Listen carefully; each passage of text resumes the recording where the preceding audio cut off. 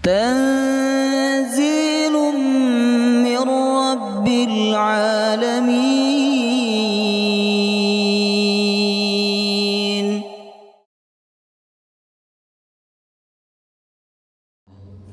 اللهم صل وسلم على نبينا محمد وعلى آله وصحبه أجمعين. سبحانك لا علم لنا إلا ما علمتنا إنك أنت العليم الحكيم. اللهم إنا نسألك علما نافعا ورزقا طيبا وعملا متقبلا. اللهم أنت ربي لا إله إلا أنت خلقتني وأنا عبدك وأنا على عهدك ووعدك ما استطعت أعوذ بك من شر ما صنعت أبوء لك بنعمتك علي وأبوء بذنبي فاغفر لي فإنه لا يغفر الذنوب إلا أنت آمين يا رب العالمين. Assalamualaikum warahmatullahi wabarakatuh. Alhamdulillah, kita memuji dan bersyukur kepada Allah Azza wa Jalla, Tuhan yang selalu memberikan nikmat kepada kita semua, baik ketika kita sehat maupun sakit, taat bahkan sekalipun bermaksiat, kita selalu mendapatkan nikmat Allah Subhanahu wa ta'ala. Segala nikmat yang diberi oleh Allah kelak akan dimintai pertanggungjawabannya, Bapak Ibu. Allah berfirman, wala tus'alunna yawma idzin 'anin na'im. Kelak kalian pasti akan dimintai pertanggungjawaban 'anin na'im, tentang nikmat-nikmat yang Allah berikan kepada kita semua. Nikmat umur akan ditanya oleh Allah. Nikmat harta pertanyaannya dua, dari mana dan dikemanakan. Makanya orang kaya itu hisabnya panjang nanti pada hari kiamat. Nabi Sulaiman masuk surga 50 tahun setelah nabi-nabi yang lain masuk surga. Karena sekelas nabi loh Bapak Ibu ya. Hartanya harta yang baik dipegang oleh orang baik. Kata Nabi apa? Ni'mal malus salih, ya. Sebab ni'mal malus salih lirrajulis salih, atau kama qala Rasulullah. Sebaik-baiknya harta itu adalah harta yang baik dan dipegang oleh orang yang baik, dipegang oleh orang soleh. Walaupun beliau orang soleh ya, tetapi tetap dihisab oleh Allah, dan hisabnya lebih panjang dibandingkan nabi-nabi yang lain. Ilmu yang diberikan oleh Allah juga akan ditanya. Ya, bahkan nanti pada hari kiamat yang pertama disidang itu sebenarnya orang berilmu, Bapak Ibu. Dipanggil oleh Allah, ditanya apa yang sudah kamu lakukan. Orang itu menjawab, aku belajar karenamu ya Allah. Kata Allah, enggak, kamu bohong. Kamu belajar supaya kamu viral, supaya kamu masuk YouTube. Ini sekarang saya masuk YouTube ini ya. Kamu belajar supaya kamu dikenal sebagai orang alim, dan orang sudah mengatakan kamu orang alim. Sudah, kamu sudah dapat itu di dunia. Di akhirat kamu nggak dapat apa-apa. Jadi semua nikmat yang Allah berikan kepada kita akan ditanya. Oleh karena itu, jadilah hamba yang selalu bersyukur kepada Allah Subhanahu wa ta'ala. Semoga kita menjadi hamba yang bersyukur dan bertanggung jawab atas nikmat yang Allah berikan kepada kita semua. Amin ya rabbal alamin. Hadirin hadirat jamaah rahimakumullah. Sebelumnya saya menyampaikan atas nama Takmir ya, menyampaikan terima kasih bagi para donatur ya. Donatur yang sudah nyumbang untuk perbaikan audio. Ini lebih bagus apa boten? Lebih enak suaranya. Jadi ini karena dukungan dan doa dari panjenengan semua. Insya Allah kalau sudah ke masjid, uang panjenengan itu nggak akan digunakan kecuali untuk kebaikan, Bapak Ibu. Kalau udah masuk masjid, ya. Tetapi kalau masuk kepada selain masjid, ya, nah Itu kita tidak tahu. Tapi kalau sudah masuk ke masjid uang panjenengan tidak ada dan tidak digunakan kecuali untuk kebaikan. Insyaallah akan menjadi pahala jariah untuk panjenengan semua. Amin. Ada yang nyumbang uang, alhamdulillah. Ada yang nyumbang amin, alhamdulillah juga. Ya. Jadi semuanya dapat kebaikan, ya. Hadirin hadirat, setiap kita pasti ingin menjadi orang yang selamat.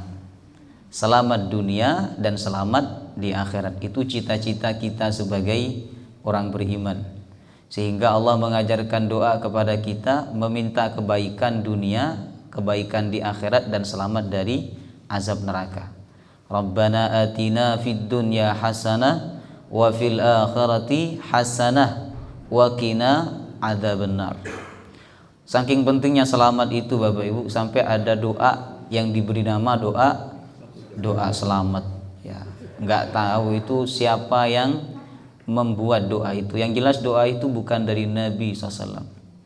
Saya nyari-nyari siapa ulama, kiai atau syekh atau imam yang membuat doa itu dan dipakai oleh orang sampai sekarang. Termasuk juga doa sholat tarawih, ya. Habis sholat tarawih itu kan ada doa yang dibaca oleh sebagian masjid biasanya, Allahumma ja'alna bil imani kamilin. Itu juga saya tidak tahu siapa ulama yang membuatnya, tetapi doa itu semuanya bagus Bapak Ibu. Apalagi doa selamat itu luar biasa, ya. Hampir semua orang Indonesia hafal doa itu. Karena acara apapun yang dibaca doa selamat. Acara khitanan doa selamat. Pernikahan doa selamat. Nanti ada acara PKK doa selamat. Jadi luar biasa. Itu pentingnya keselamatan, sampai ada doa yang diberi nama doa selamat, ya. Ada orang yang selamat di dunia tetapi tidak selamat di akhirat Bapak Ibu. Banyak enggak ini? Banyak. Di dunia selamat, rezekinya bagus, sehat, kedudukannya tinggi, pengikut banyak, tapi di akhirat dia orang yang pertama diazab oleh Allah Subhanahu wa taala. Ada juga di dunia enggak selamat, ya. Artinya sakit yang berkepanjangan. Mungkin dia dihukum oleh hukum syariat, ya, dirajam, kemudian atau juga dicambuk atau juga dipotong tangannya karena dia mencuri. Tetapi di akhirat dia menjadi orang selamat. Ini sebagaimana cerita di zaman Nabi, ya. Jadi ada seorang wanita datang ke Nabi ngaku berzina, subhanallah. Saking bertanggung jawabnya para sahabat terhadap perbuatan dosa yang mereka lakukan. Berzina, datang kepada Nabi ngaku bahwa dia telah berzina. Ada juga yang datang ke Nabi minta izin berzina. Coba Bapak Ibu. Jadi sahabat itu punya saking nyamannya berbicara dengan Rasulullah, sampai mereka itu kayak tidak ada batas dengan Nabi, nggak malu untuk berbicara dengan Nabi, ya. Begitulah seorang guru harusnya kepada murid, ya. Jangan membatasi diri kepada seorang muridnya, bersahabat, berteman, sehingga mereka tidak sungkan untuk bertanya, ya. Ada Bapak Ibu seorang laki-laki, seorang pemuda datang ke Rasulullah minta izin berzina, ya. Nabi bertanya kepadanya, bagaimana kalau yang dizinahi itu adik perempuanmu, kakak perempuanmu, bibimu, atau bahkan ibumu? Apa kamu rela? Kemudian laki-laki itu menjawab, tentu tidak ya Rasulullah. Akhirnya laki-laki itu sadar, ya, bahwa berzina itu bisa merusak kehormatan diri dan kehormatan orang lain. Ada juga wanita datang ke Rasulullah ngaku berzina Bapak Ibu, ya, mengaku berzina. Kata Nabi, mana buktinya? Ya. Kan orang kalau dituduh berzina itu harus mendatangkan 4 orang saksi. Kalau 2 orang saja, walaupun dia melihat secara langsung 2 orang itu, kan kurang 2 lagi, maka tidak sah tuduhannya, ya. Yang 2 orang itu bisa kena hukum qadzaf. Qadzaf itu menuduh orang lain berzina tanpa bukti yang jelas dan dia dicambuk sebanyak 80 kali, ya. Nah, kata Nabi, mana buktinya? Tunggu, karena dia yang mengaku sendiri Bapak Ibu, maka Kemudian wanita itu ditanya oleh Nabi buktinya apa, lalu kemudian Nabi meminta dia untuk nunggu dulu sampai hamil. Bukti yang jelas kan dia hamil, ya. Hamil Bapak Ibu, betul, datang lagi ke Rasulullah. Ya Rasul, nah ini buktinya. Ini buktinya saya hamil. Kata Nabi, tunggu anaknya lahir. Subhanallah. Nabi tidak bilang gugurin anaknya itu. Ya, artinya apa? Anak yang ada dalam kandungan dari hubungan yang tidak halal itu sebenarnya dia tidak punya salah apa-apa. Ya, dia tetap anak yang mulia, anak yang fitrah, ya. Maka Nabi memerintahkan dia untuk menunggu anaknya lahir. Setelah anaknya lahir, datang ke Rasulullah. Ya, tidak malu Bapak Ibu. Ya, enggak malu, datang ke Rasulullah. Kemudian, ya Rasulullah, ini anak saya sudah lahir. Apa kata Nabi? Tunggu, susui dulu 2 tahun. Ya, ditunggu oleh wanita itu. Dia enggak melarikan diri. Ya, kemudian setelah 2 tahun dia datang lagi ke Rasulullah. Ya Rasulullah, sudah selesai. Kewajiban saya kepada anak saya sudah selesai. Aku sudah memberikan ASI kepadanya. Kata Nabi, betul kamu berzina. Betul ya Rasulullah. Nabi bertanya berulang kali, tapi dia tetap mengaku betul ya Rasulullah. Akhirnya Rasulullah memerintahkan para sahabatnya untuk merajam wanita itu. Ya, dirajam sampai meninggal dunia. Setelah meninggal dunia, kata Nabi, wanita ini telah diampuni dosanya dan dibangunkan rumah di surga oleh Allah. Subhanallah Bapak Ibu. Nah, ini orang yang mungkin di dunia dia tidak selamat ya, tetapi di akhirat dia menjadi orang yang selamat. Ada juga enggak selamat di dunia, tidak selamat di akhirat. Susah hidupnya di dunia, miskin, cari uang susah, ya. Udahlah cari uang susah, miskin, ya. Hidup rumah tangganya berantakan, ditambah enggak sholat, ya.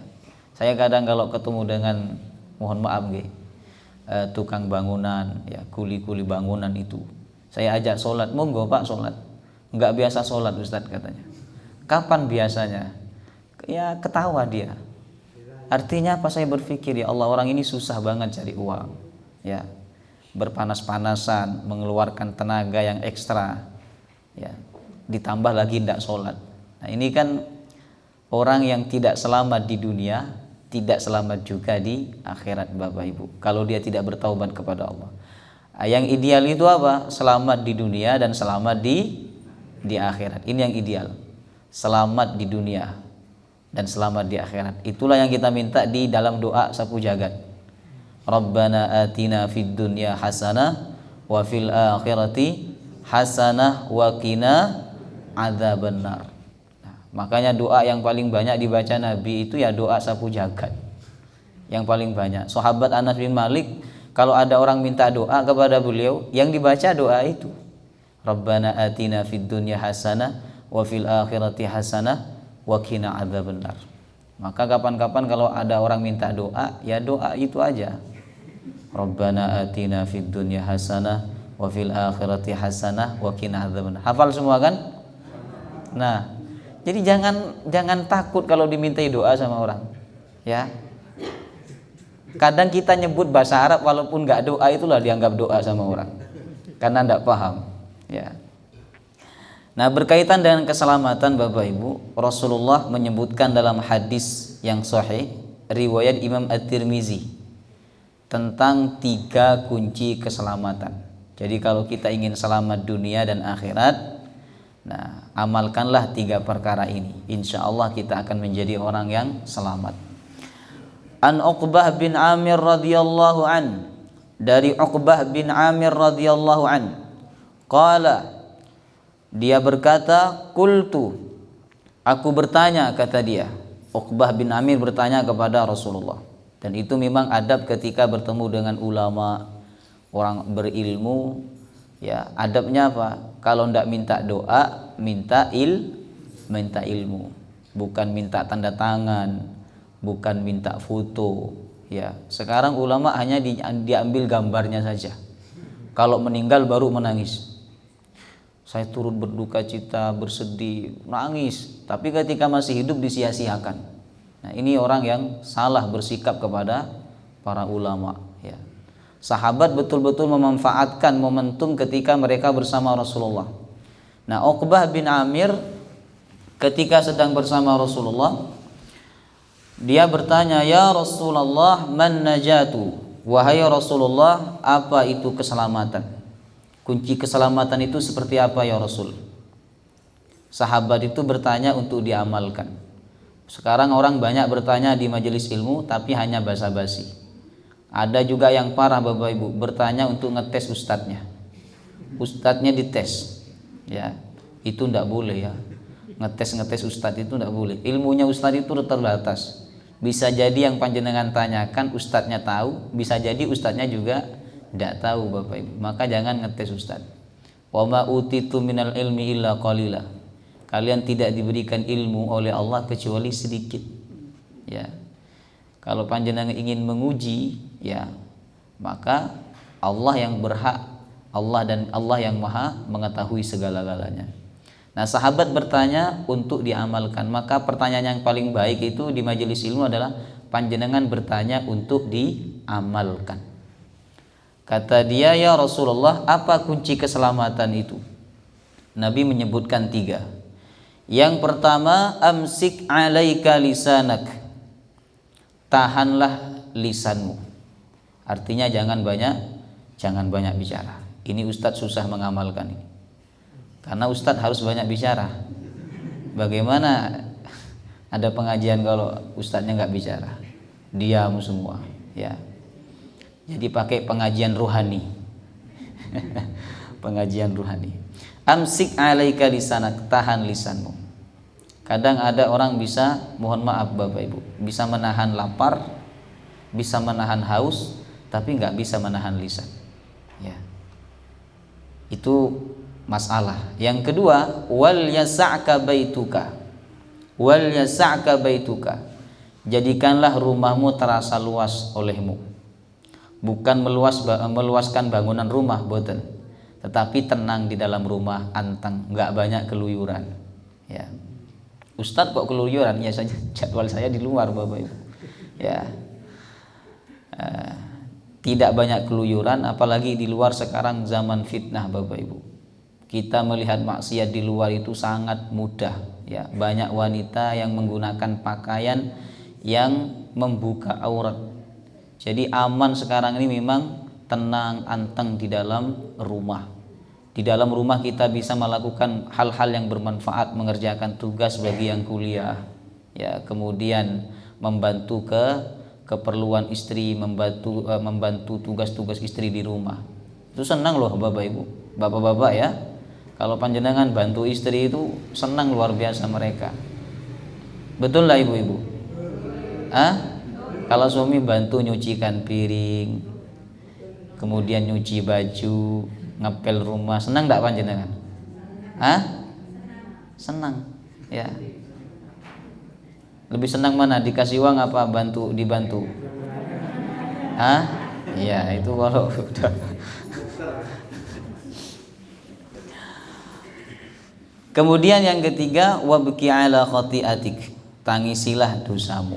Ini 3 kunci keselamatan. Yang pertama, jaga lisan, ya.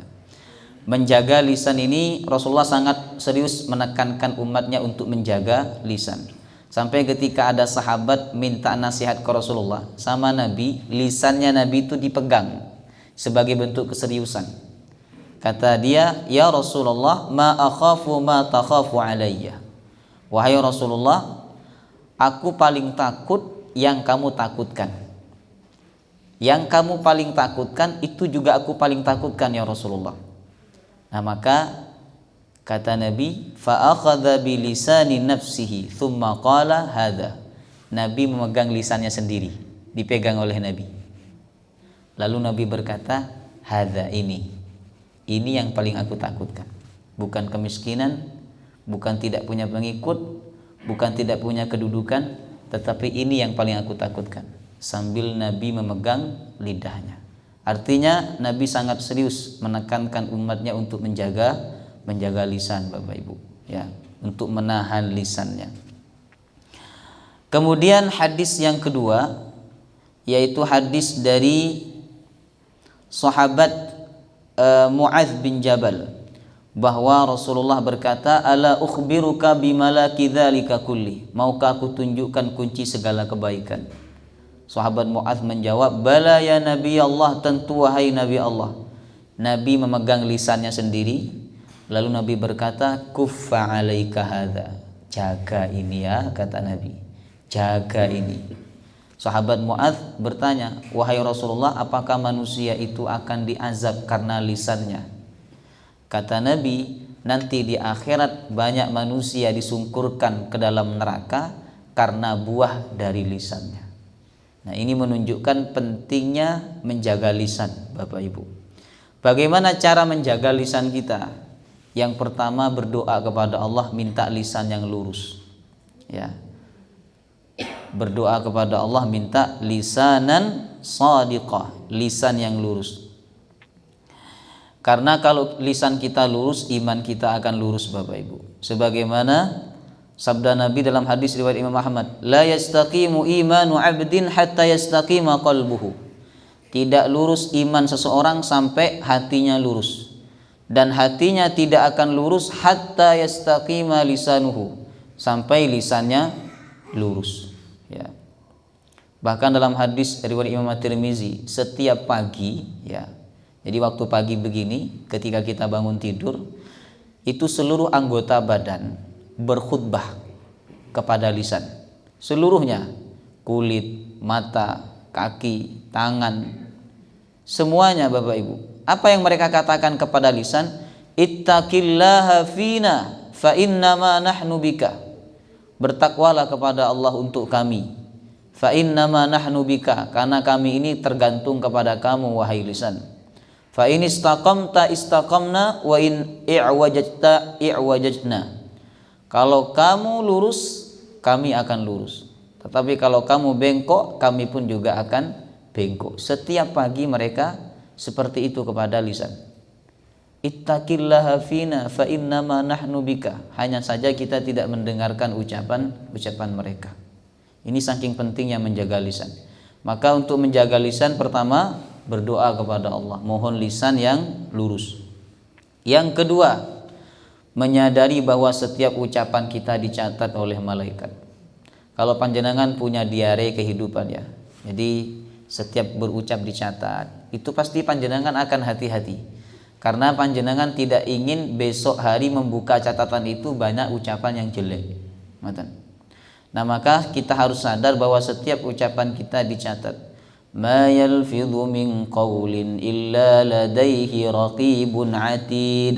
Tidaklah kalimat itu diucapkan kecuali dicatat oleh raqibun atid, malaikat yang selalu mengikuti dan menyertai, ya. Setiap ucapan kita dicatat Bapak Ibu, hati-hati, ya. Kalau orang lupa terhadap ucapan kita, tapi Allah nggak pernah lupa. Kalau kita berucap jelek kepada orang, orang itu sudah lupa, tapi Allah tidak lupa, karena Allah punya catatan melalui para malaikatnya. Kalau orang melupakan ucapan baik kita, ya, tenang, Allah tidak lupa, karena Allah Subhanahu wa Ta'ala memiliki pencatat segala ucapan, yaitu para malaikatnya.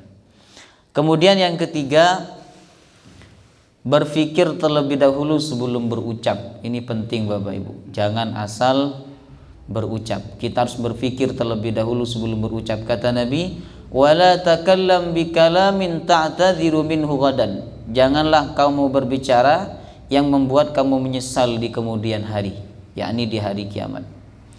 Yang keempat, menghindari perkumpulan yang tidak ada manfaatnya.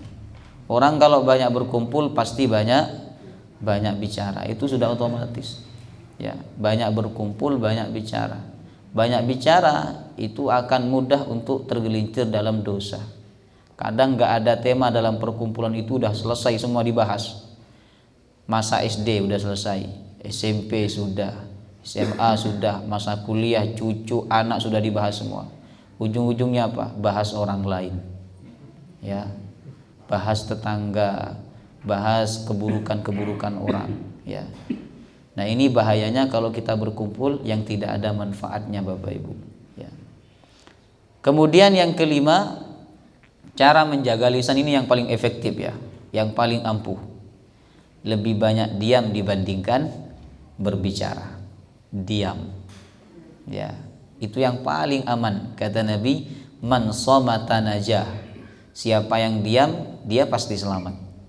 Maka kalau kita perbandingkan subuh ini, ya, saya dengan panjenengan semua, yang paling selamat itu sebenarnya panjenengan diam. Apalagi tidur tambah selamat itu. Nggak bicara, tidur ternyata hadirin, ya. Yang berat tanggung jawabnya itu siapa? Yang bicara di depan ini. Ini berat tanggung jawabnya, Bapak Ibu, ya, berat tanggung jawabnya. Tapi saya punya kewajiban untuk menyampaikan ilmu, ya, kepada panjenengan semua. Kata Nabi, man kana yu'minu billahi wal yaumil akhir falyakul khairan aw liyasmut. Siapa yang beriman kepada Allah dan hari akhir, ucaplah yang baik atau diam. Jadi pilihannya cuma dua, berkata baik atau diam. Kalau kita tidak bisa berkata baik, diam, maka itu akan menyelamatkan kita. Kemudian yang keenam, kita perlu menghayati keutamaan menjaga lisan dan bahaya jika tidak menjaga lisan. Apa keutamaan menjaga lisan? Kita akan menjadi muslim yang terbaik, Bapak Ibu. Kata Nabi, ada sahabat yang bertanya, ayyul muslimina khairun? Muslim seperti apa yang terbaik wahai Rasulullah? Kata Rasulullah, man salimal muslimuna min lisanihi wa yadihi. Orang yang menyelamatkan orang lain dari gangguan tangannya dan gangguan lisannya. Muslim terbaik. Kalau kita nggak nyakiti hati orang itu sudah jadi muslim yang terbaik, Bapak Ibu, ya. Walaupun mungkin kita nggak menyenangkan hati orang lain, ya, betul apa-apa itu yang paling sempurna. Tapi yang paling minimal kita tidak nyakiti hati orang lain, ya. Ulama itu jangankan menyakiti hati orang lain, Bapak Ibu, jangankan menyakiti hati orang lain, ya, membuat orang lain sedih, ya, walaupun orang itu salah, tidak dilakukan oleh mereka. Saya kan dulu pernah cerita di majelis ini atau di masjid ini, ada seorang ulama, dia banyak pengikutnya, diundang makan oleh salah satu jamaahnya di Arab, Bapak Ibu. Orang Arab itu ngundang orang soleh makan itu sudah biasa, karena mereka paham orang soleh itu kalau makan akan jadi tenaga, tenaganya pasti untuk kebaikan, ya. Setelah dia datang ke acara makan itu, ya, sudah selesai, tuan rumahnya senang, kemudian diantar. Orang Arab kalau menghormati tamu luar biasa. Dari zaman jahiliyah dulu itu diwarisi oleh Nabi Ibrahim. Nabi yang paling menghormati tamu itu adalah Nabi Ibrahim alaihissalam. Sampai disebutkan dalam Quran, ada 3 tamu datang ke rumah Nabi Ibrahim. Sebenarnya itu malaikat ingin menghancurkan kaumnya Nabi Lut yang melakukan perbuatan Sodom, ya. Nah, Nabi jam 1, jam 2 gitu, Bapak Ibu, tamunya datang di sepertiga malam. Apa yang dilakukan oleh Nabi Ibrahim? Langsung ke belakang rumahnya cari anak sapi, ya, dimasak, minta kepada istrinya untuk masak, dihidangkan kepada tamunya. Bayangkan itu jam 1 loh, jam 1, jam 2 malam. Ngoten. Coba kalau ada tamu ke rumah panjenengan, jangankan jam 1, jam 11 gitu, kira-kira panjenengan ngasih makanan apa buatan kepada dia? Ngasih mungkin hanya snack atau minum, ya. Mau dibelikan nasi udah pada tutup kan toko, ya, warung-warung nasi udah pada tutup. Jadi itulah orang Arab memang sangat memuliakan tamu. Siapa yang memuliakan tamu, dialah orang yang beriman kepada Allah dan hari akhir, kata Nabi. Nah, maka jemaah rahimakumullah, orang Arab memang sangat memuliakan tamu, sehingga syekhnya itu diantar sampai keluar, sampai ke mobilnya. Pintu mobilnya dibukakan, dipersilahkan masuk, ya. Ketika sudah masuk syekhnya, kemudian pintu mobilnya ditutup, jeret. Berangkat syekh itu dengan sopirnya. Udah jauh, ya, syekhnya menunjukkan tangan kanannya yang berdarah. Nah, minta tisu dia. Kata sopirnya, wahai Syekh, ada apa? Kenapa? Ndak, tadi ketika dia nutup pintu, tuan rumah itu tangan saya kejepit karena dia terburu-buru. Kok nggak bilang dari tadi? Kata sopirnya. Kata Syekhnya, saya takut dia sedih. Saya takut dia sedih. Ya, subhanallah. Dia sudah bahagia ngundang saya. Sudah senang dia ngundang saya. Saya hadir ke rumahnya, saya makan hidangannya, dia sangat senang. Saya tidak ingin merubah kesenangannya menjadi kesedihan. Subhanallah. Nah ini Bapak Ibu, jangankan menyakiti hati orang lain ya. Membuat sedih orang lain enggak dilakukan oleh para ulama. Subhanallah. Ya. Jadi jaga lisan. Muslim yang baik itu muslim yang menjaga lisan. Nah, jangan nyakiti hati orang lain. Walaupun orang lain itu salah, ya. Orang itu kalau salah Bapak Ibu, dimarahi sedikit banyak orang salah itu sakit hati enggak, Bapak? Sakit hati. Cobalah tanya sama istri panjenengan, bapak-bapak, ya. Istri panjenengan salah, dimarahi sama panjenengan. Salah dia, panjenengan punya hak untuk marah kepadanya. Itu sedikit banyak istri panjenengan sakit hati. Gak usah istri deh, anak, ya. Panjenengan marahi, sedikit banyak anak itu sakit hati Bapak Ibu. Maka jangan marah kepada orang lain walaupun orang itu salah, karena sedikit banyak hatinya akan terpukul, hatinya akan tersakiti. Muslim yang baik itu kata Nabi adalah yang menyelamatkan orang lain dari gangguan lisannya dan tangannya.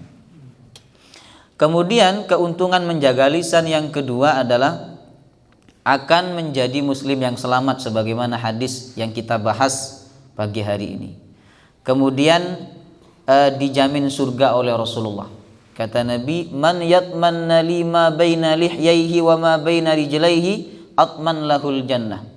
Siapa yang dapat menjaminku di antara kedua pahanya dan di antara jenggotnya, maksudnya lisan dan mohon maaf kemaluan, maka aku akan menjamin dia surga. Jaga dua ini, jaga lisan, jaga kemaluan, jangan sampai dilampiaskan kepada sesuatu yang diharamkan oleh Allah Subhanahu wa taala. Apa kata Nabi? Atman lahul jannah. Aku berani menjamin dia surga. Subhanallah. Jaga lisan, jaga yang di bawah perut, Nabi jamin kita masuk surga Bapak Ibu. Nah, kita perlu menghayati keutamaan menjaga lisan sehingga kita bersemangat menjaga lisan. Dan kita juga perlu mengetahui bahayanya orang yang tidak menjaga lisan. Itu semua kebaikannya akan dihapus oleh Allah. Ada seorang wanita yang sering saya sampaikan hadis ini di dalam majelis-majelis ilmu. Seorang wanita ahli sholat malam wa tasumun nahar. Dia puasa, ahli puasa, ahli baca Quran, sedekah, tetapi dia suka menyakiti lisannya, menyakiti tetangganya dengan lisannya. Apa kata Nabi? La khaira fiha. Enggak ada kebaikan pada wanita itu. Wahiyya min ahlin nar. Dia masuk neraka. Belum mati sudah diponis masuk neraka sama Nabi gara-gara enggak bisa menjaga lisan. Orang puasa kalau enggak jaga lisan, ya sia-sia puasanya. Kata Nabi, "Malam yada' qaula zur, fala hajata lillahi min ayyada'a ta'amahu wa syarabahu." Siapa yang tidak meninggalkan ucapan yang jelek, Allah enggak butuh dia enggak makan. Allah enggak butuh dia enggak minum. Artinya Allah enggak butuh kepada puasanya. Bayangkan hadirin, kita puasa menjalankan perintah Allah tapi ternyata Allah enggak butuh. Allah enggak memandang puasa kita gara-gara tidak menjaga lisan, ya. Nah, maka kunci keselamatan yang kedua itu adalah, kunci keselamatan yang pertama adalah amsik alaika lisanak, menjaga lisan. Nah, jaga lisan Bapak Ibu. Kemudian yang kedua, wal yasa'ka baituka, jadikanlah rumahmu terasa luas olehmu. Nah, hadis ini bukan memerintahkan untuk meluaskan bangunan rumah, boten. Walaupun dalam hadis lain dikatakan luaskanlah bangunan rumahmu, ada hadisnya, supaya keluargamu nyaman, tenang tinggal di dalamnya. Subhanallah. Tetapi ketenangan bukan diukur dari luasnya rumah Bapak Ibu. Ya, saya kan pernah cerita juga di majelis ini. Di Permata Jingga itu ada orang yang dikirim sama suaminya, dia seorang istri. Dikirim sama suaminya sebulan 70 juta, dibelikan mobil bagus. Tapi udah 3 kali mau bunuh diri. Kenapa? Suaminya selingkuh. Suaminya suka main perempuan. Hidupnya nggak tenang, hadirin. Jadi rumah yang besar, harta yang banyak belum tentu orang itu tenang hidupnya, belum tentu. Ya, belum tentu. Walaupun apa kata orang Jawa, wang sinawang ya. Wang sinawang itu apa maksudnya? Apa? Apa? Sawang sinawang.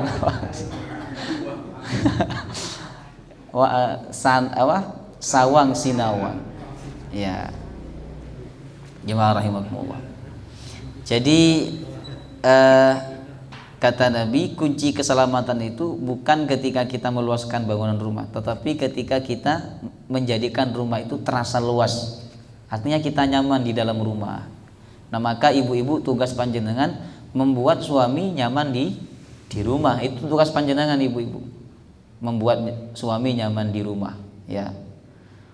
Ya, rumah bersih, makanan enak. Ini kan bikin suami betah di rumah. Ketika ditraktir sama temannya, dia nggak bersemangat makan.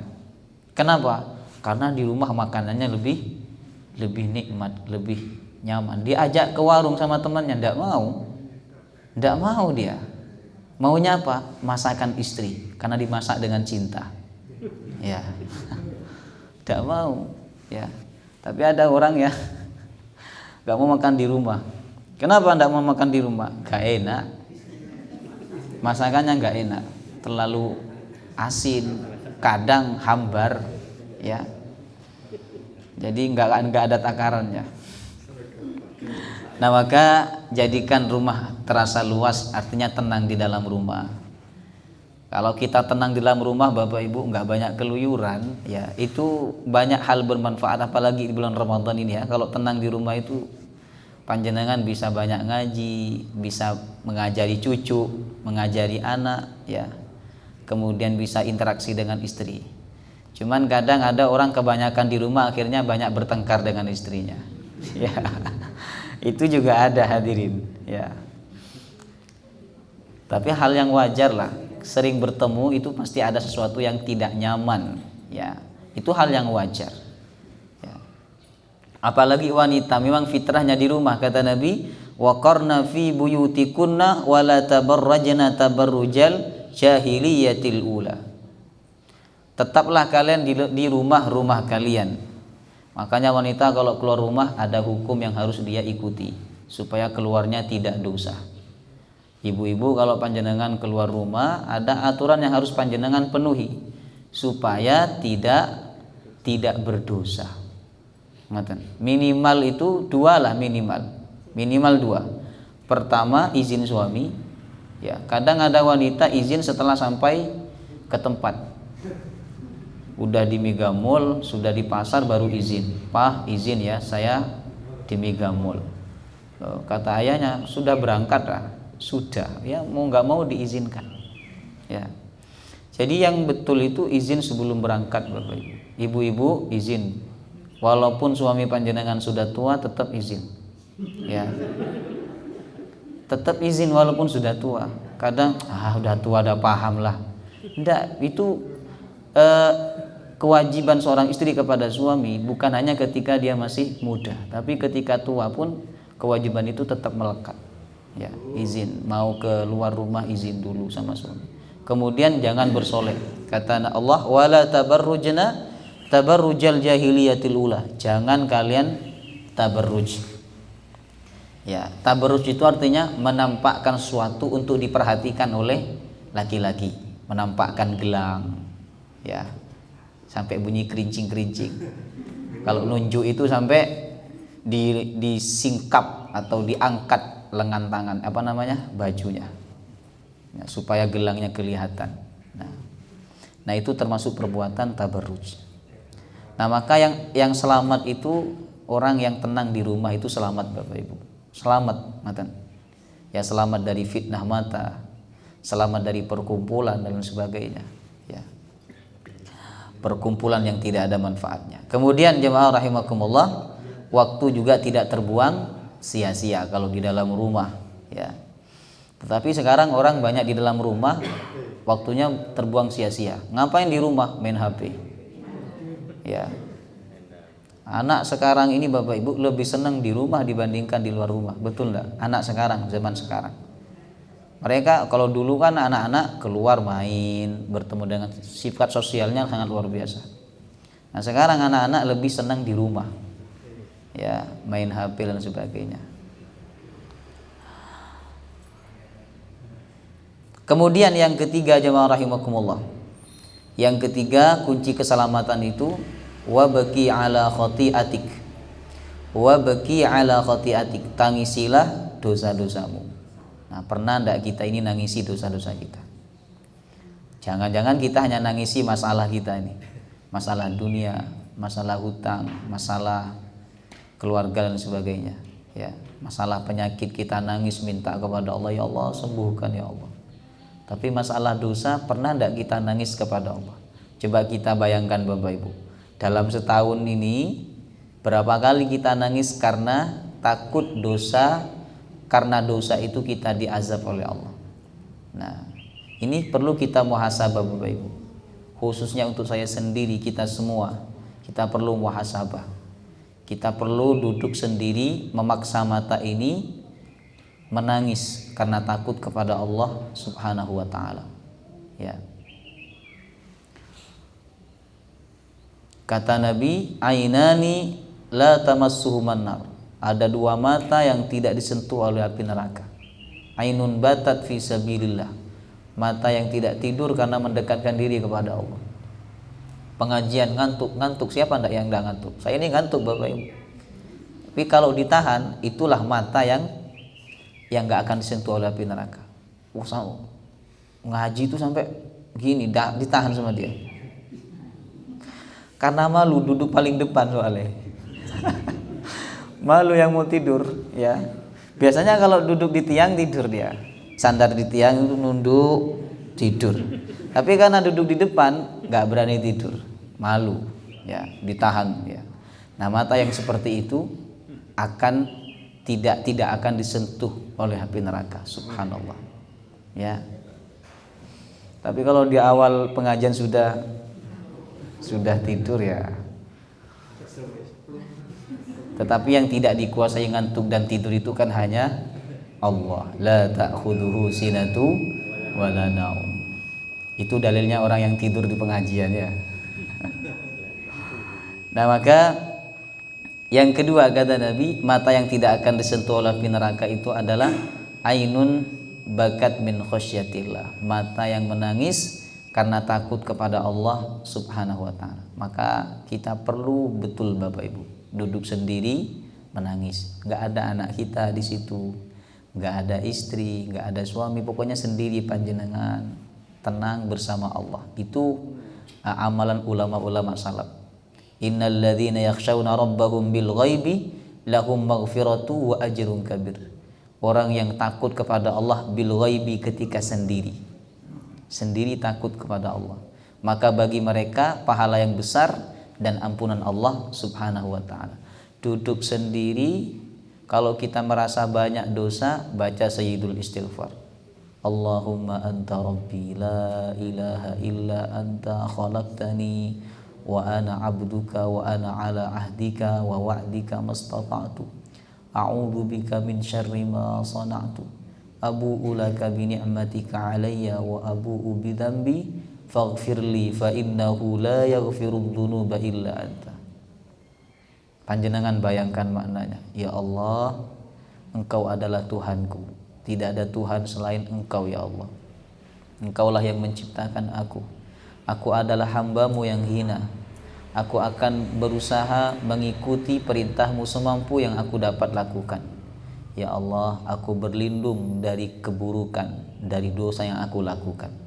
Jangan sampai dosa ini berdampak kepada anakku ya Allah, kepada istriku, kepada orang-orang sekitarku ya Allah, dan kepada diriku. Abu'u laka bi ni'matika 'alayya wa abu'u bi dzambi. Ya Allah, aku mengakui nikmatmu kepadaku amat sangat banyak. Walaupun dosaku juga banyak, tetapi nikmatmu kepadaku terus banyak ya Allah, tetap banyak walaupun dosaku banyak. Faghfirli, ampuni aku. Jadi kita mengaku salah di dalam doa itu, ya. Wa abu'u bidzambi, aku mengakui dosa-dosaku ya Allah. Kadang kita ngaku salah di hadapan orang, tapi nggak ngaku salah di hadapan Allah. Lalu kita minta faghfirli, ampuni aku ya Allah, sambil menangis Bapak Ibu. Tidak bisa menangis Ustaz, paksa, belajar. Nangis yang seperti ini kita perlu belajar, hadirin. Kalau yang lain-lain tidak perlu belajar, kita nangis sendiri nanti. Tapi nangis karena takut kepada Allah ini kita perlu ilmu, kita harus belajar. Faghfirli, ampuni aku ya Allah, fa innahu la yaghfirudz dzunuba illa anta. Tidak ada yang dapat mengampuni dosa kecuali Engkau ya Allah. Ingat dosa-dosa masa jahiliyah, masa muda panjenengan, diingat-ingat. Kemudian baca sayyidul istighfar. Sendiri, duduk sendiri sepi, nggak ada siapa-siapa di situ. Panjenengan tidak pegang HP di situ. Sendiri, sepi, nggak ada siapa-siapa. Kemudian panjenengan berzikir, fafadhat ainah, mata mengeluarkan airnya, menangis karena takut kepada Allah. Itulah mereka yang dapat naungan kelak pada hari kiamat. Maka ketika mata ini keluar karena mata ini keluar airnya, mengeluarkan air mata karena takut kepada Allah Subhanahu wa taala, itulah kunci keselamatan. Nangis itu tradisi ulama-ulama salaf. Umar bin Khattab nangis sampai ada bekas aliran air mata di pipinya. Subhanallah, di bawah matanya itu, saking seringnya menangis Bapak Ibu. Umar bin Khattab. Ada lagi Umar bin Abdul Aziz, ya. Beliau menangis. Ada pengajian kayak gini, nangis beliau. Ikut pengajian, ditanya sama temannya, wahai Amirul Mukminin, kenapa engkau menangis? Karena ingin menyembunyikan, jangan sampai tangisan itu menjadi tidak ikhlas karena dipuji oleh orang lain. Akhirnya kata beliau, enggak, saya nangis tadi habis makan kacang. Enggak tahu apa maksudnya itu ya. Kalau orang sekarang kan makan lombok, kenapa kamu nangis? Habis makan lombok tadi, ya, nangis atau sakit perut. Padahal beliau itu nangis karena takut kepada Allah Subhanahu wa taala.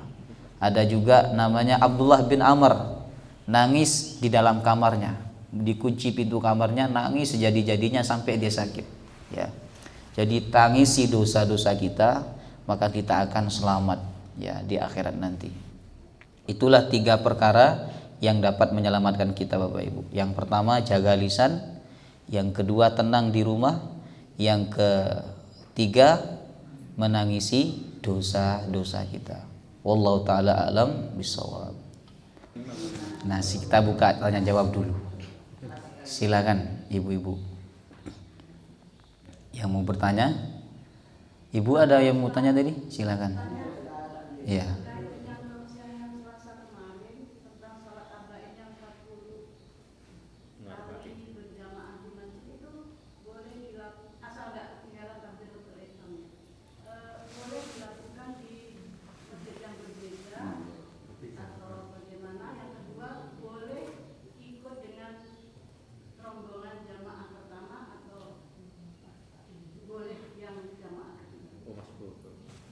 Baik. Terus yang kedua terkait dengan menjaga lisan, bagaimana dengan adanya sosial media yang kadang kita ada share-share info itu yang belum tentu benar. Baik. Salat arba'in. Ini pekan kemarin kita bahas tentang fikih salat berjamaah. Kata Nabi, siapa yang mengikuti imam mulai dari takbirnya, ya, Allahu Akbar, dia ngikutin Allahu Akbar 40 hari, bukan 40 waktu ya, bukan 40 kali, tetapi 40 hari, maka Nabi menjamin dia bebas dari apa? Dari neraka, dan bebas dari sifat munafik. Nah, coba panjenengan amalkan ini. Kalau saya masih belum bisa mengamalkan Bapak Ibu, ya, tidak bisa mengamalkan, masih belum bisa mengamalkan ini. Panjenengan mungkin bisa mengamalkan ini, ya. Apalagi yang yang sudah pensiun ya. Udah pensiun itu sebelum azan sudah di masjid harusnya. Nah, banyak ngaji di masjid dan sebagainya. Jadi panjenengan yang banyak waktu senggang ya, kemudian tidak banyak kesibukan, ini bisa ya, bisa ndak telat datang ke masjid itu, bisa hadirin. Nah, 40 hari panjenengan lakukan, bebas dari neraka dan bebas dari munafik, tapi nggak bebas dari hutang ya. Ingat itu, ndak bebas dari hutang. Nah, maka itu 40, walaupun beda masjid betul nopo-nopo, nggak harus di masjid itu, atau beda kelompok betul nopo-nopo. Panjenengan datang udah dimulai sholatnya udah dapat 1 rakaat ya, udah imamnya sudah Al-Fatihah, berarti kan nggak dapat takbiratul ihram imam kalau begitu ya. Nah, berarti dia ulang lagi. Nah, ngulang lagi itu dia minta salah satu orang untuk jadi makmum atau jadi imam, di mu'adah sholatnya. Nah, ngulang lagi atau ngulang lagi hitung dari awal. Itu untuk mendapatkan kemuliaan sholat berjamaah 40 hari nggak putus. Kalau Ramadan ini panjenengan berjamaah ngikutin imam nggak putus takbiratul ihram, berarti nanti setelah Ramadan tinggal nambah berapa hari? 10 hari Bapak Ibu, 10 atau 11 hari ya. Kemudian pertanyaan yang kedua, sekarang media sosial luar biasa pengaruhnya ya. Orang tidak berbicara tetapi tangannya ya, maka tangan sekarang wakil daripada lisan ya. Yang kita tulis jelek itu sudah dianggap berbicara Bapak Ibu, karena tulisan itu mewakili lisan. Pernikahan dengan tulisan itu sah, nggak pakai lisan tulis sah ya. Jadi misalnya Pak Parman kemarin menikahkan anak perempuannya, nggak usah berucap, cuman ditulis, saya nikahkan putri saya yang bernama Fulanah bin Haji Suparman dengan mas kawin 100 juta dibayar tunai. Nah, itu nanti yang jawab laki-lakinya pakai tulisan juga, sah, tetapi lebih utama dengan lisan ya, lebih utama dengan lisan, kecuali dua-duanya bisu ya. Calon mertuanya bisu, calon menantunya juga bisu, maka la ba'sa ya bil kitabah, dengan tulisan. Jadi tulisan itu mewakili lisan ya. Ucapan salam dengan tulisan juga wajib dijawab. Sekarang orang nggak pakai nulis, pakai stiker ya, pakai stiker, nggak nulis ya. Wallahu ta'ala alam bisawab. Semoga bermanfaat dan semoga apa yang kita pelajari menambah iman dan takwa kita kepada Allah subhanahu wa ta'ala. Amin ya rabbal alamin. Subhanakallahumma wa bihamdika asyhadu an la ilaha illa anta astaghfiruka wa atubu ilaik. Wassalamu alaikum warahmatullahi wabarakatuh.